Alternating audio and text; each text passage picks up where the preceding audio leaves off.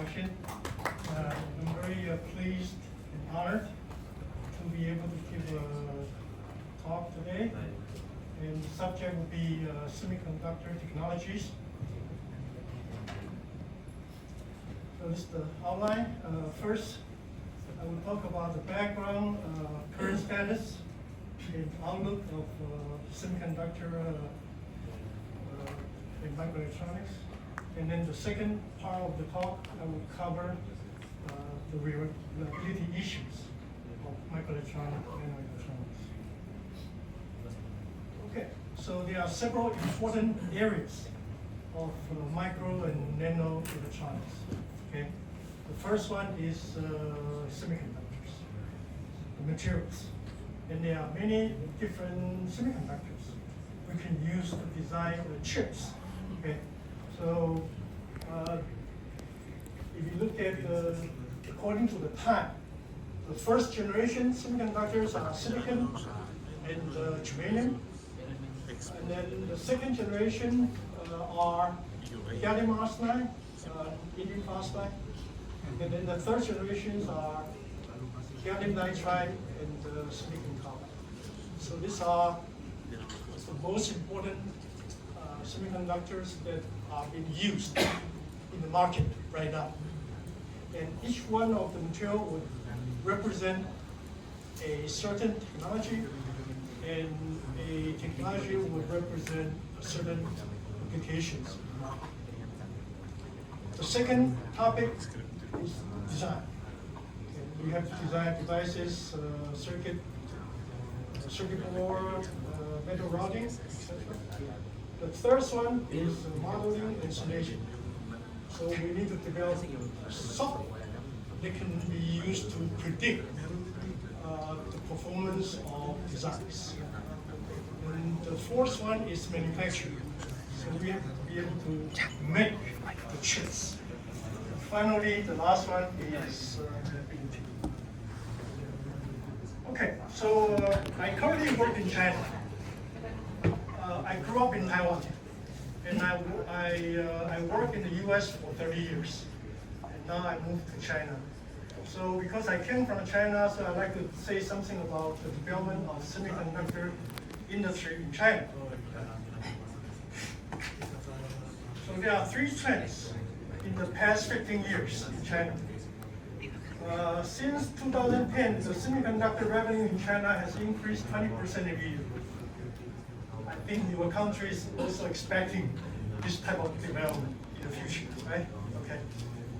Second, the recent Western technology blockade and restriction have raised the awareness and need for an autonomous semiconductor supply chain in China. And finally, the last trend is the IC industry reliance on imported chips has gradually dropped in China. So in the first quarter of 2024, about 135 billion chips were manufactured in China. That's a record high.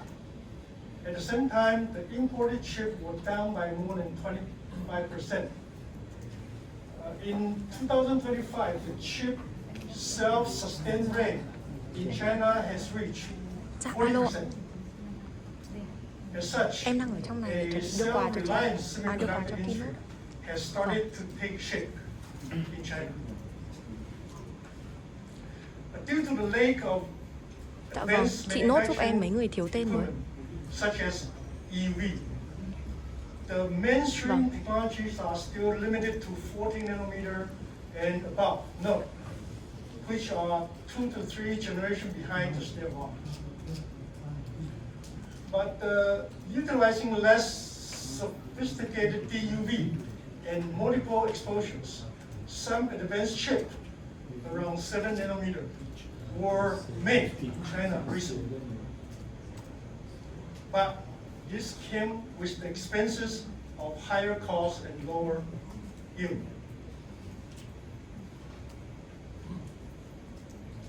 So here I will give you some information about who are holding what technologies. If you look at the high silicon high-quality silicon wafers. There are two famous companies in Japan and Taiwan.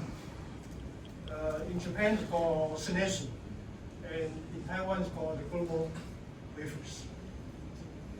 And if you look at advanced devices and circuit technology, then they are mostly located in the US and Europe.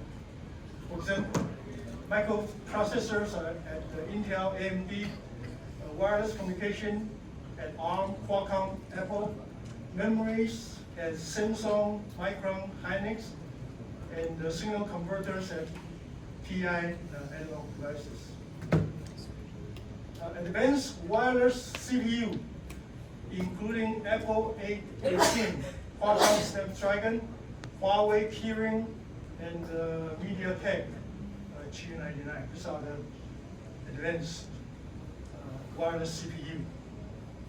Advanced AI GPU, including NVIDIA A100, Huawei 901C, and Cambricon in China SY590. If you look at EDA, Electron Design Automation, then there are three main companies in the US, Cadence, Synopsys, and Inventor. The top manufacturing equipment suppliers are Applied Material in the US, Lam Research in the US, ASML in the Netherlands, Nikon in Japan, and there's a new company in China called Sea Carrier that becomes a very important company in equipment supplier. Leading silicon foundries are TSMC in Taiwan, UMC Taiwan, Samsung Korea, Global Foundry in the US, and SMIC in China. Leading compound semiconductor foundries are Juin in China and Wolfspeed in the US. I'd like to say something about the story of TSMC. So why there's so much interest in TSMC? Because foundry is often seen as the leader in the semiconductor industry. And the TSMC in Taiwan is the world's largest foundry. TSMC currently has 12 plants, 9 in Taiwan, 1 in China, 1 in the US, and 1 in Japan.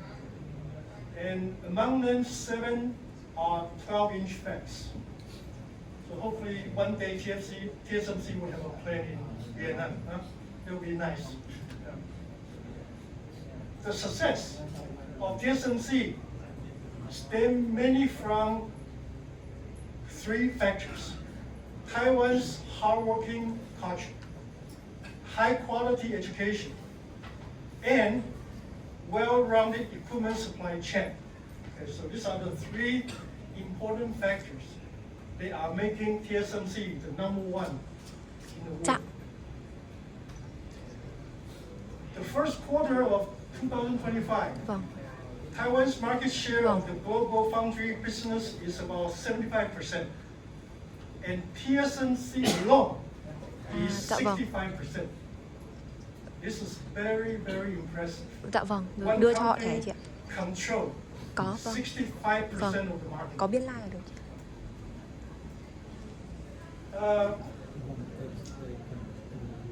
Actually, 28 nanometer process is one of the most prolific processes for TSMC.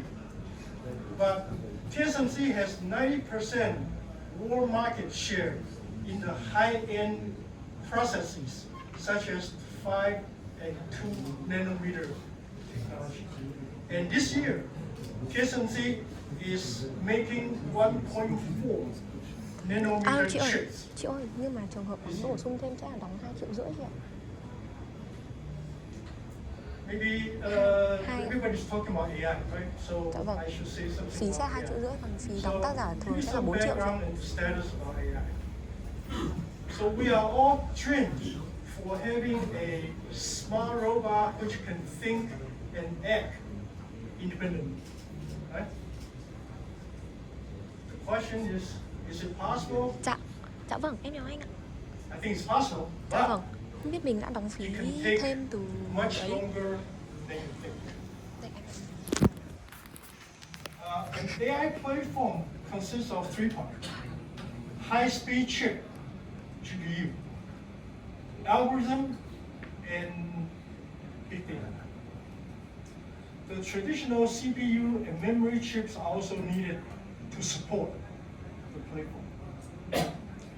So what is a GPU?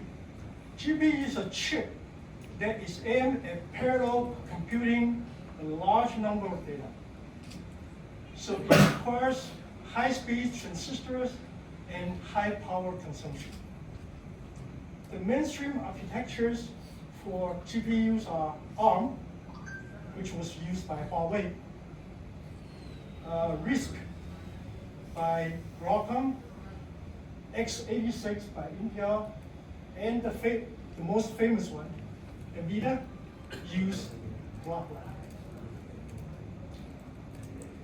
Many algorithms have been developed, and CUDA is the most well-known and powerful algorithm. It can only be integrated into NVIDIA GPU, which is the main reason for the NVIDIA dominance in the AI chip market. Because nobody else can use CUDA, only NVIDIA. And other algorithms have been developed, like those developed by AMD and Huawei, but they are still trying to catch up. The training of AI platform requires big and useful data. And the most advanced data management company is called Oracle. And according to Mr. Wang Xixi, the founder of Unitree, you know, Unitree is a very famous robot company. Current AI platforms are doing well for literature and image processing, but they are still inferior in the area of controlling powers, like controlling an arm of robot. And the reason for that is because collecting big and useful data is very difficult. For example, it remains unclear as to what gestures, what scenes, and what are the best way to collect data that can be useful to train the brain of robot.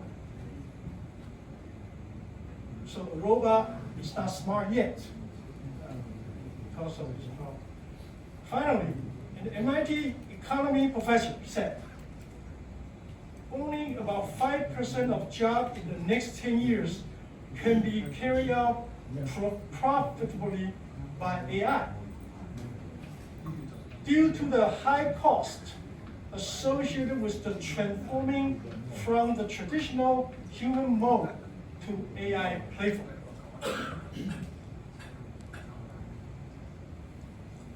So a very quick history about the development of microelectronics and the semiconductor. So the first transistor was invented in 1947 by these 3 scientists working at the Bell Lab. And in the year of 1970 and 60 and 70, the top 3 semiconductor companies are Texas Instruments, Motorola, and Fairchild Semiconductor.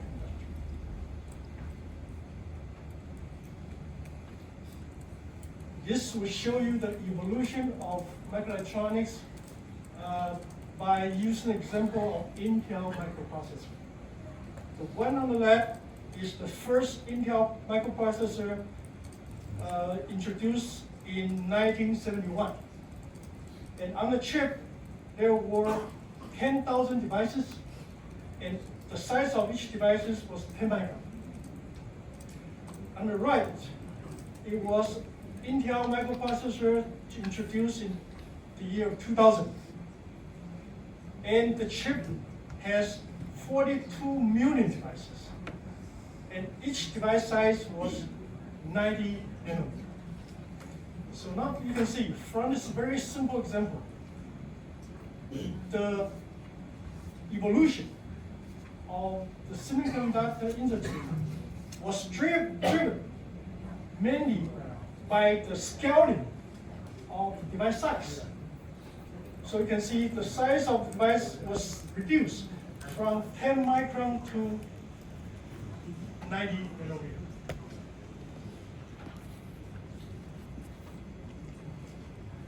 And this will show you the evolution of the transistor MOSFET. On the left, this is the traditional structure. It's called a planar. So you can see the gate is right here. And this is the oxide insulator. And then FinFET. This is the most advanced transistor being used in the market right now. It's called FinFET. And you can see that now the channel is covered by the insulator in 2 dimensions. This is 1 dimension, this is 2 dimensions, and in the future, this is covered by 3 dimensions. So the geometry of the MOSFET has been evolved from the traditional 1 dimension to the currently 2 dimension to the future 3 dimension structures. And why do we want to have more dimension being used? Because if you look at the right-hand side, this is the 1 dimension structure, this is the 2-dimensional, this is the 3-dimensional structure. And you can see that the more dimension you are using, the higher the performance of the device. And currently, this is the most advanced device that's been used in the market, and it's called, it's around 10 nanometer technology. And for the future one, this will be in 2 to 3 nanometer technology. And by the way, how future is the future, huh? When will this be used in the market? In 2 to 3 years. In 2 to 3 years, this is called a nanowire or nano sheet devices will be used in the market. This is the famous Moore's law. So you can see the cost per transistor and the power consumption per operation is decreasing according to the trend. That is called the Moore's law. So there's the question now, is how much longer can the Moore's law go? Because we are now at 2 nanometer. And there are 2 different opinions. The NVIDIA CEO, Jason Wang, said Moore's law is dead, cannot go on anymore. The Intel's ex-CEO said Moore's law is still alive. My opinion, I think it depends on whether a nano device can be, a novel device can be invented beyond the nanowire, nanosheet transistor. If you can invent a new device beyond the nanowire and nanosheet transistor, then the Moore's law can go to 1 nanometer, 0.5 nanometer, or lower. But if such a new device cannot be invented in the future, then I think we will stop right here. Okay, so we have been talking about the scaling of the size of the device. Now, if you look at the wafer size, actually we want the wafer size to be larger. This is the traditional 8-inch wafer on the left. And right now, the most advanced wafer size is 12-inch. And in the future, maybe we'll go to 18-inch or even the 24 So why do we want the size of the wafer to be larger? Because the larger the wafer, the higher the throughput and the lower the cost per chip. But there's a disadvantage. The disadvantage is that if you increase the size of the wafer, you don't get a larger number of defects, and therefore it can reduce the yield. We'll give an outlook about the semiconductor industry. Silicon technology cannot be replaced because it possesses the advantage of low cost, mature process, high reliability, and excellent integration.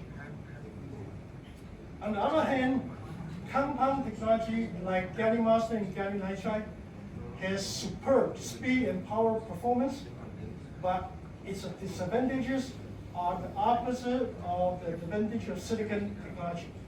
So it is suitable for certain niche markets. Device size scaling has been the key driver of microelectronic process in the past 50 years. But this has disappeared as the mass feature size is now reaching its physical limitation. So the future driving forces are nanowire, nanosheet technology, 2D material, 3D packaging, and hybrid process. Currently, especially in China, gallium nitride and silicon carbide technology are attracting many investment, but the competition is fierce. The world's largest silicon carbide company, Wolfspeed, had 60% market, but it is now bankrupt. There will be more silicon carbide, gallium nitride industry disruption in the future because its market is limited. AI chip industry faces a similar situation as there's a lack of algorithm, code design, and profitable applications. Without profit, everything is in vain. So if you want to buy some stocks, AI stocks, be careful. High-tech companies that are chasing the wind are likely to fall as the wind can disappear quickly. Having autonomous in IT is a key for a sustained business success. Okay, now maybe another 5-10 minutes I will introduce the reliability. Regardless of the cost and performance, a micro-nano electronic product cannot survive in the consumer market if it does not have a high level of reliability. And there are two types of reliability, edging and single event. So edging is the deterioration of the devices and system in the process of usage. Single event reliability is the failure of components resulting from a sudden incident in the user's environment. And there's a phenomenon called the electromagnetic compatibility, EMC. That is the most frequent single event problem. And every year, the EMC is responsible for a significant loss of revenue in the global semiconductor industry. So this is an example of a failure of a high-performance SRAM in silicon FinFET process. So you can see here's the PEM image, and there were the damaged sites due to the EMC. So one of the EMC standards called ESD, electrostatic discharge. And so this is a ESD event, right? You can see because our body can have charge. So when you touch a metal, the charge can flow to the metal, and that result in a current. And the current can cause damage. Now, of course, nobody gets killed by this process. But if it is the chip, then the chip can get damaged. So we have to find a way to protect the chip in the circuit against ESD.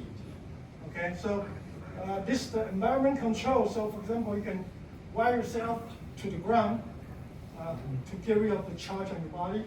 Okay, you can wear a ESD cloth.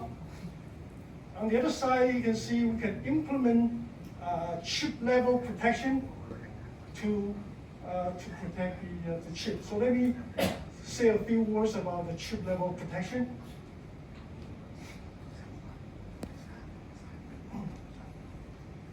So there are 3 steps in implementing chip level ESD protection solutions. The first step is to design ESD protection devices. Okay, that's the first step. The second step is to the placement and routing of ESD devices in a chip. Okay, for example, what type of devices, where, and how many devices you have to put in the chip. The third step is the placement and routing of ESD devices on a circuit board. So these are the 3 important steps for implementing ESD protection. So for example, here is the core circuit you're trying to protect. And then in order to protect the core circuit, you would have to put ESD devices right here, between the pins. Because time limitation, I cannot give you too much details about it. And in order to do the research measurement, you will need to have equipment like this. This equipment right here in the middle is called the transmission line pulsing tester.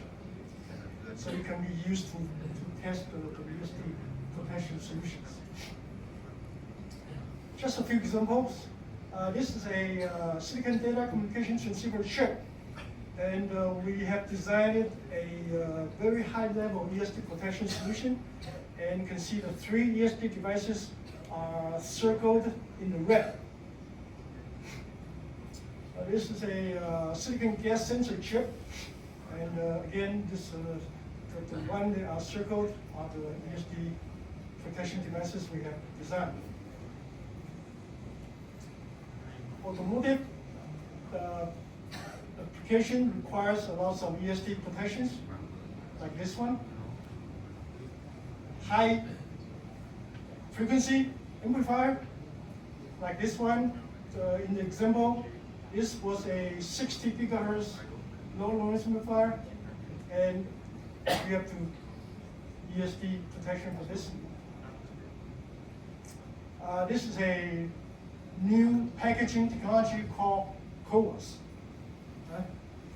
CoWoS, chip on wafer on substrate. So you can see there are chips right here, and this is the wafer, and this is the substrate. So why do we use CoWoS? The reason for that is that you go from the traditional individual package, which has high yield but low speed, to silicon on chip, system on chip that has high speed but low yield, to right now CoWoS, which has high yield and high speed. So this is the evolution of the packaging technology. And for the new packaging technology, we also have to design ESD protection for this technology. And this is the nanowire technology. So in about 10 years ago, we were the first to study the reliability issue of nanowire technology, and we did a failure analysis. So you can see the one that are circled in the yellow, these are the damaged nanowires. And these were occurring at a voltage of 200 volts. We also designed ESD protection solution for the gallium arsenide RF single-end mixer chip right here. And these are the ESD protection devices. Also, gallium nitride, power amplifier, the EDA. A few books that are in this area maybe used as a reference for you. So a quick summary. Micro nanoelectronics has been the backbone of technology advancement in the past 50 years. And this field becomes even more important recently due to the explosive growth in wireless communication, internet, electric vehicle, and artificial intelligence. The background and current status of semiconductor industry were presented today. The outlook for the future development of microelectronic, nanoelectronic infrastructure was also discussed. And finally, integrated circuit reliability issue were also addressed and introduced as well. Thank you very much. Thank you so much for your nice presentation. And after we heard introduction from Professor Liu, we have a picture of a view of semiconductor industry, and especially how can we connect to AI in many branch. And thank you again for your presentation. And we also have a time for one short question. One short question for Professor Liu. One short question. Okay, I can ask again. What about the producing wafers in the case of microgravity? China has also a space station. Maybe it would be possible to produce silicon or other semiconductor wafers there. So the question is about the reliability in the aerospace application, like in the satellite, right? In the satellite,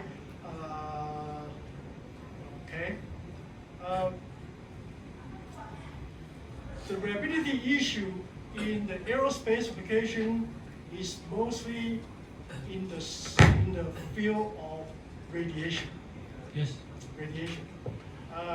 But for the electronic product we are using on the Earth, not too much radiation problem. What about the Röntgen control in the airport, for instance? The what? No, Röntgen control in the checking in the airport. No? Simply Röntgen is acting on devices.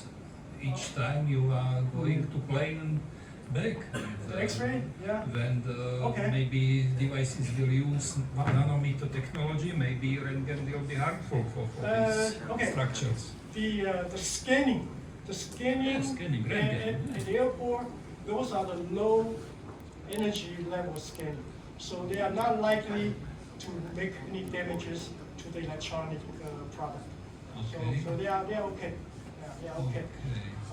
But for example, the one I mentioned about ESD, right? If your body has a lot of charge, when you touch a cell phone, right? If you touch in the wrong place, yeah. If you touch on the glass, that's okay. But if you put your finger into the connector, right?